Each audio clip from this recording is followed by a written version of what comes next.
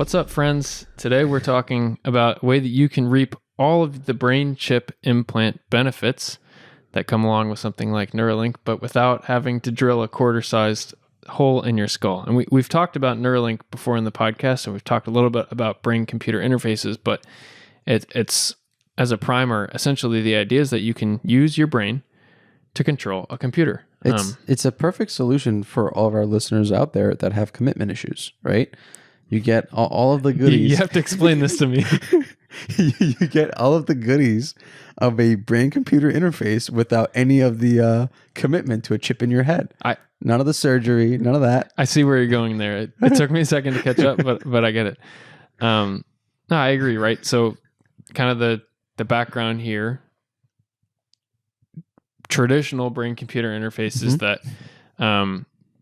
again, allow you to control a computer or device using your brain signals is really, really awesome for folks with certain types of medical conditions. I think one of the most textbook examples is like you're paralyzed and you're unable to control a computer mouse and you're unable to communicate. So how can we use signals in your brain that is still intact, even though maybe the neural pathways to the rest of your body are not? How can we use the signals in your brain that are still intact to help you to be able to communicate, help you to be able to control things around you? And I think the ultimate end state there is like maybe someone who's a paraplegic could control a robotic exoskeleton and be able to walk around and, Right. return people's ability to move and to walk. I think generally here, the motivation is pretty noble, let's say. Like it's meant to help a lot of people, and honestly, like for things like Neuralink, which is this company that Elon Musk helped found, they had recent trials in January, human trials. The results came out in February saying like it's awesome, this person can control a computer cursor using their brain. They just started clinical trials on a next batch of patients. Again, many of them have these conditions where they would benefit from this neural implant. Clinical trials in Phoenix started yesterday as of the time we're recording this, which is crazy. But again, the way that these devices are usually set up involve a really invasive brain surgery, which can be really, really risky and limit your use. So, I mean, again, the drawbacks there are all the risks that come along with having an open brain surgery. And what if it doesn't work? Or what if it doesn't work as well as you hoped? Or like you're saying, if you've got commitment issues and you're not ready to commit to having your brain cut open, what's the happy medium here? What's something that we can allow people without having a hole cut in their skull to implant electrodes in their brain? What's the solution that we can provide, knowing that technology does exist through EEGs to read brain waves, to read brain activity without having to drill into the skull and contact the brain? And you know what? Before we dive into the conversation, I want to preface it by saying that companies like Neuralink have promised that eventually these procedures, whenever they're ready for the average person to get one, are going to be automated, like done by a robot, and they're going to be incredibly safe. It's going to be an outpatient procedure where you can go in the morning, come out in the afternoon without needing anything extra. And apparently it's supposed to be completely reversible, right? Which is awesome. With all that said, maybe the person that has a life-changing condition, if they get that implant, will be ready to sign up for it. But other people that might not need it for their everyday use cases would probably be more swayed by something that doesn't require an implant. For example, like me, right? I don't need an implant in my head, but if you tell me that I can put on a cap and start controlling robots, I'm going to want to try it out. Yeah, and my brain in these situations a lot jumps straight to my brother who's a firefighter. I'm like, what if he's somehow able to control an exoskeleton that helps keep him safe in a fire rescue using just the signals from his brain? And it doesn't require drilling a giant hole in his skull. So I'm with you on that. And I think one of the other main hurdles right now for these more invasive methods, before we talk about the non-invasive methods, the invasive methods, the one that go inside the brain, the surgery is pretty risky and it does cost a lot too. So in terms of commitment, in terms of risk, in terms of pure financial cost, it's pretty expensive to do the invasive BCI version, even though so far I think Neuralink has shown a lot of promise, right? They've shown pretty high resolution control over computer cursor. wasn't there something notable? Like the first patient, didn't he just like play video games all night? Spent all night playing video games. Which, like, again, shows that it was working well enough that he was willing to stay up all night and play video games, right? The problem being non-invasive BCIs, which are these brain-computer interfaces. It kind of looks like a swim cap with a bunch of electrodes attached to it. And then again, it doesn't require any surgery. It basically just uses like ultrasound gel almost to try and improve connection of these electrodes to the brain, and it's able to read the electromagnetic activity of the brain without any surgery. These are pretty interesting. They do a pretty good job at doing 3D mapping of activity in the brain, but they typically have struggled so far with getting accurate and consistent signals because essentially they're trying to read the brain signals all the way through the skull, making it hard to get high definition signals the same way that you would get if you were drilling into the skull and attaching electrodes straight to the brain. So the benefit still looks like it's there from the non-invasive BCI side, but it's really hard to implement because the signals haven't been clear enough, or as clear, let's say, as direct contact electrodes for people to be able to program and understand what exactly it is the brain that's doing and be able to control a computer doing that. Right. And we were just talking about this during dinner. Elementary versions of this, you might have seen in like a shopping mall where they would give you a headset. They tell you to concentrate, and just by concentrating, you could make a ball go up or something like that. And then over the years, advancements have happened. And this lab that we're talking about at Carnegie Mellon University in 2019, they were able to take it a step further, and they were able to be the first group to have a robotic arm continuously track something with not great accuracy using a non-invasive brain computer interface. I mean, that's pretty impressive. And I just have a fun story there. It's like, shoot, like you were saying, like, the shopping mall thing, like you attach this thing to your brain, and you basically, it was one-dimensional control using, lots of brain activity forces this ball to move up. No brain activity forces it to fall. For one of my science projects in middle school, we did this with one of these same like EEG type caps, and we're just playing Pong against a computer. But again, that's awesome. But it's same principle, right? If you focus a lot, create a lot of brainwave activity, the way that I calibrated it for myself is like, if I like flex all the muscles in my legs, I would get a lot of brain activity, and then it'd force the Pong paddle to go up. And then if I relax my legs, and it'd force the Pong paddle to come down. It's a pretty cool trick, pretty fun, cool for us to show off. I think we won like a couple of awards or whatever. But again, that's not anywhere near as precise as you need to be if your goal is to create three-dimensional control over a robot arm, or even to create two-dimensional control of a cursor on a computer screen. This was way too elementary. I promise you, I've played around with it. It's way too elementary to be able to say like, oh, if you wake up tomorrow and you're paralyzed, this is the only way you have to communicate. I promise you, prior to this team's from Carnegie Mellon's introduction of this cool AI technology to help decode that, promise you'd be really frustrated. Like sometimes you couldn't even reliably win a game of Pong doing this. Well, I mean, it's funny you bring that up because there's like conventional methods of trying to understand and decode these brain signals. And then with the popularity of machine learning, the way this group was able to have their breakthrough in 2019 was actually by using neural networks, which allowed them to kind of, pair certain electromagnetic behavior in the brain to the desired outcome over trial and error and gathering a large set of data, right? And that's what allowed them to have the breakthrough that they did, but they still hit kind of a ceiling of like, we can't really increase performance past this. We still need a lot of data, et cetera, et cetera. So that's where everything stopped in 2019. Now we're coming back to this group in 2024, and they have some news for us, something else to share. Do you want to jump into it? Well, I think they have refreshed their AI-based methods here. So they're using deep learning, like you said, to train this AI model to understand what these EEG signals look like on the brain, these non-invasive BCIs, and how to control a cursor.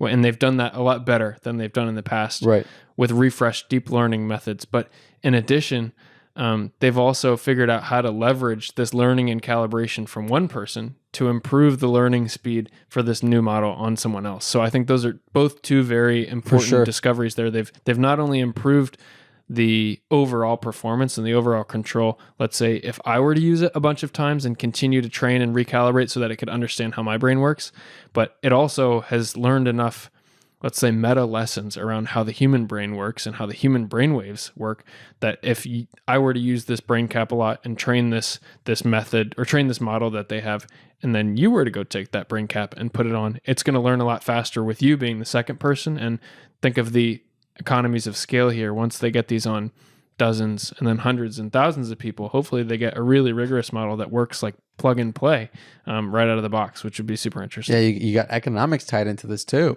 But what I was going to say is, what was kind of in the back of my head is what happened between 2019 and now that allowed them to like kind of break through this barrier that they were facing before. And the answer is kind of right in front of your face, right? When I think about 2019, I think, I had heard of machine learning and AI and how it was going to be the future, but I hadn't seen it really come to fruition. Mm-hmm. I look at the past 2 years and there was an absolute boom, both in terms of hardware to train massive data sets for, different algorithms and whatnot, and what's become more open source and more available. So this team even made a note of saying is a lot of the methods they're using here, which was not available to them before, have come from computer vision and image processing. So developments via machine learning in other fields have allowed them to take the same approaches and apply them to the medical realm or the brain computer interface realm. And you're exactly on the money. What they've been able to do is tweak that model in a couple of different ways that has resulted in significantly better performance. Do you want to jump into the kind of performance gains they've been seeing or general trends? I want to break down the secret sauce. Oh yes, first, we didn't even touch on the sauce. In my mind, I feel like excited. There are 4 main steps. Let's say. Okay. Actually, maybe three main steps. They first selected a number of different AI techniques, these deep learning models. One of them that they used, I think they developed on their own proprietarily, which is called EEGNet, which is, again, probably based off of this learning that they've had over the time period since 2019 to now. They said they've collected hundreds of hours of user data testing with these non-invasive BCIs on these EEG caps to understand how the brain performs when trying to do what they call a continuous tracking task. Right. So imagine you're trying to use your brain to control a robotic arm to follow a point that's moving around on the screen in front of you. So again, you're trying to continuously force this robotic arm to follow a ball that's bouncing around on the screen. So they had this EEGNet model that they developed, and then they also pointed, like you're saying, to this open source model called PointNet, which is basically used to help visualize differences between different locations of items in 3D space. And you can think about it this way. They're looking at different brain activity and then plotting where brain activity happens in 3D space, and then trying to use PointNet to correlate between these, if the upper left point on this point of the brain is really active and the lower right part of this brain is really active, create basically the vector between those 2 points in 3D space, and then use that to translate what is the brain trying to do to control the computer. Those were the 2 main models I'm aware of that they mentioned, in addition to the baseline model, which is basically the state of the art for today. Correct. And then excuse me. No, you're good. And then we take it a step further with transfer learning. Yeah. Right. And that was, I think, where it really piqued my interest, because they start talking about how, again, a big bottleneck with neural networks is that you need a lot of data. What transfer learning allows you to do is take a data set, let's say, from a session with Daniel, and then take that learning and apply it to Forbode. So then you don't need a lot of sessions with Forbode to get that model working. You can transfer that model from Daniel to Forbode and still get a good enough performance. Yeah, and it's incredible, meaning that obviously with each incremental user, they're able to add more data and more performance to their deep learning model. But the idea being that at some point you could reach some level of saturation, that you've got enough user data that you feel like you've got a model here that's rigorous enough to do transfer learning to pretty much any user as they come up, and their learning curve will be really steep and they'll learn really quickly. Imagine if, I think in this study they tested on 28 people, but imagine if they're able to test it on 280 people, then user number 281 with this new transfer learning model, this model doesn't have to learn from scratch how this person's brain works because it's learned from 280 other people's brains, and it's able to get a head start on understanding how user 281, how their brain might work, and it works a lot better for them. Well, I was going to say that's the perfect segue into the last bit of the sauce, which is transfer learning and recalibration. Yeah. Which, I mean, as the name implies, you basically take, again, Daniel's training data, use it on Forbode, but obviously Forbode's brain doesn't exactly work the same way as Daniel's, so there's going to be some nuances, some differences there. So what you end up doing is you use that transfer data as a starting point, and as the sessions are ongoing, you have the model recalibrate to work with the way that Forbode's brain is working. Yeah, and I'm not sure exactly what the recalibration tasks are. I'm guessing it's a reinforcement learning process that allows you to say it has some sort of a reward behavior that says, like you were mentioning earlier, activate left. Is Forbode's activation of left matching with what we expect from Daniel's transfer method? Yeah, I mean, that's almost what I imagined it would be like. Is like, when you're trying to like set up custom shortcuts on a keyboard, like, or custom controls for a video game, and it's like allows you to record your keystrokes, and it's like, oh, like to make my character jump really high, this is the keystroke that I want to record. I wonder if it's pretty similar to that, where it's just like, oh, like we're going to tell you to, in your brain, control this thing to move left. And it captures what brainwaves happens. I'm not sure if that's part of the recalibration, I see what you but mean. I the parallel I drew there in my mind right away was like, oh, like setting up video game custom controls. Because this is like, ultimately that's what this is like using your brain as the ultimate custom control, where you're not hitting keys, you're just thinking about the ball, tracking the ball, and you're doing it correctly. I thought this was really interesting. And then one extra interesting part of the secret sauce, something that was a little hard for us to digest. We sat here and kicked it around for a little while to just understand exactly how it worked. But they use this metric called normalized mean square error, which basically helps them to quantify how close the cursor can get to the target controlled by the participant's thoughts.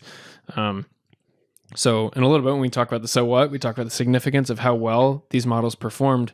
This is how they measured it. Essentially, how close the cursor can get to the target. What was the error between where the cursor was or where the cursor should be and where it actually ended up? That's how they measured the performance of these different models versus the baseline current state of the art. Essentially measuring, how close were you to the mark, trying to control this robotic arm to track the dot on the screen. I thought that was pretty interesting, as in their key metric here is just how close can you get to the target. It's like the variance pretty much at that point. And it's not, they did focus some on lag. But then they I think across the board they did lag adjustment. So like you could just purely look at how the model's doing. And I thought that was pretty unique as well, that they developed this, like basically this error measurement model to compare current state of the art, this model to find out what was best.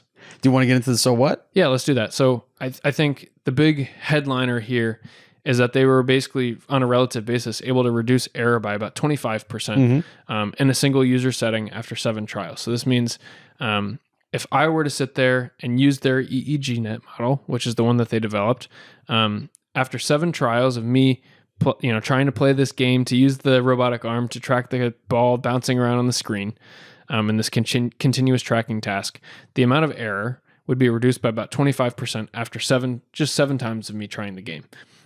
Compared to the current state of the art, this is the best on the market. This is the software that you should be purchasing that comes along with these EEG caps. They're able to get 25% better. But the part that I thought was really, really interesting is the transfer learning portion of that. So if you remember, they're doing multiple repeated trials on a group of people to try and build this reinforcement learning model. And then the transfer learning portion, which was, how does incremental user N+1, how well does it perform for them? And one thing that was really interesting I saw is they were able to achieve similar performance as they did in the single user setting after 7 trials. When they did transfer learning, they were able to get similar performance within only 4 trials. So basically this means like for each incremental user, for each incremental tranche of users that they onboard, if this trend continues, it gets better and better at learning faster, and people achieve better and better performance within a shorter period of time with less training rounds. And if you think about this from a user adoption perspective, people are going to be less frustrated with the first couple times they use this because it's going to feel more like magic. It's going to feel more like it starts working right away.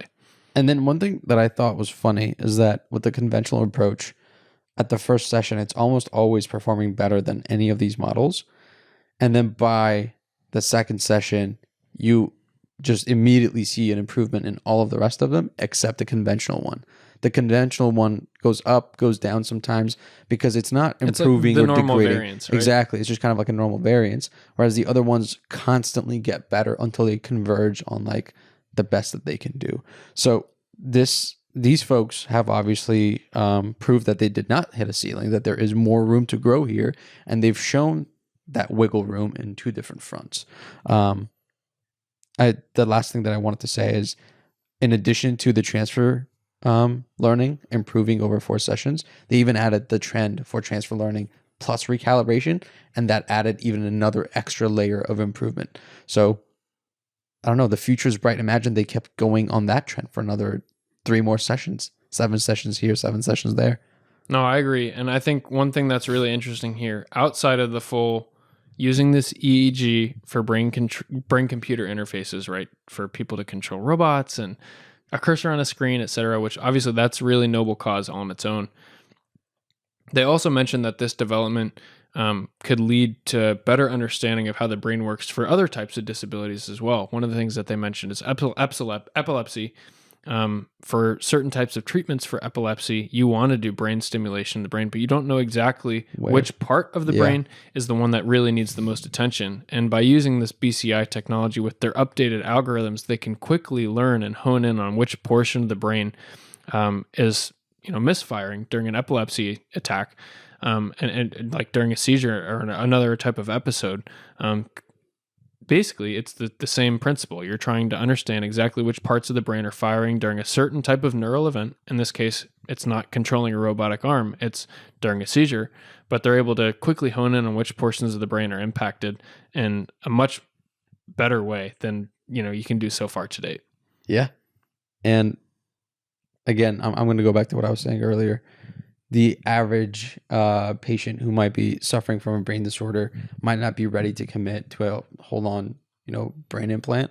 One of our friends from college suffers from epilepsy, but it's not frequent enough for them to want to commit to an entire implant. But going to a doctor's office, occasionally doing these scans and being able to have targeted treatment, that seems like a much more feasible solution, again, for the average person. So I'm really excited to see that not everyone has committed to implantable brain computer interfaces are the only way in the future, that there are alternatives that are getting attention. But yeah, with that said, do you want to do the TLDR? Yeah. All right. I mean, honestly, guys, I think this research here is going to be the reason why you don't need to get a hole drilled in the side of your head and a computer implanted to be able to control a computer using your brain. So I know Elon Musk is launching something really cool with Neuralink, and it's made a lot of headlines recently, but this team from Carnegie Mellon University is using non-invasive brain-computer interfaces, so the type that just sits on top of your head without having to be implanted. They're using machine learning to improve these non-invasive brain-computer interfaces to the point where they're able to accurately read brain signals through the skull and get really improved performance in moving a cursor around a screen, doing basic computer tasks, but only using your brain to control the computer instead of a cursor and keyboard in front of you. They used a lot of deep learning models and developed their updated model that even allows it to have improved transfer learning, meaning that if I train the model a lot, when you put the cap on, it works really well for you as well. And again, I think this is really interesting. And honestly, that's why I don't know that we'll need a Neuralink implant in the brain. Maybe this is the future here when we can all put on a cap, while we're doing certain tasks at work, and then take it off when we don't need it. I mentioned my brother earlier as a firefighter, but I also think on construction sites, it'd be really interesting to have something like this embedded in the hard hat. And you're able to control the crane to move material around. I don't know. I feel like the opportunities are endless. We've talked a lot about cobots, collaborative robotics. This is the potential control method for collaborative robotics and all sorts of new types of technology. I want to hear from our audience. I think we can do polls on Spotify episodes. I think so. Right? I want to know who wants an implant and who wants a cap. I'm curious. I'll take a cap. I'll take a cap. I'll sign up for the cap experiments. Not for the chip ones, though. You seem like an early adopter. I'll pass on anything that needs to get implanted into me. Fair enough. I think that's it. I don't think we have anyone to thank this week, do we? I mean, besides our lovely audience, which we thank every week. Yeah. I want to mention, here's our passion plug moment. Plug it. We're launching a newsletter. Mhm. We would appreciate everyone's support in signing up for that newsletter, trusting us with your email. We know it's not a trivial thing to trust someone with your email. We promise we're not going to share your email with anyone. We're not even going to take up space in your inbox unless we think it's a true golden nugget, valuable golden nugget. Essentially, what we're doing is going to be distilling all the interesting and impactful technology that we see on the podcast into a short, digestible format that's easy for you to skim. You know, maybe you got 2-3 minutes on the toilet. You can skim this newsletter really, really easily and glean up all the awesome insights that we're learning at the forefront of technology in the written format as well as the audio format, because you're already listening to us on the pod. You love it, or we'll give you your 2 minutes back. And promise. We'll never email you again if you don't like it. This is true. This is true. With that said, folks, thank you so much for listening. As always, we'll catch you in the next one. Peace.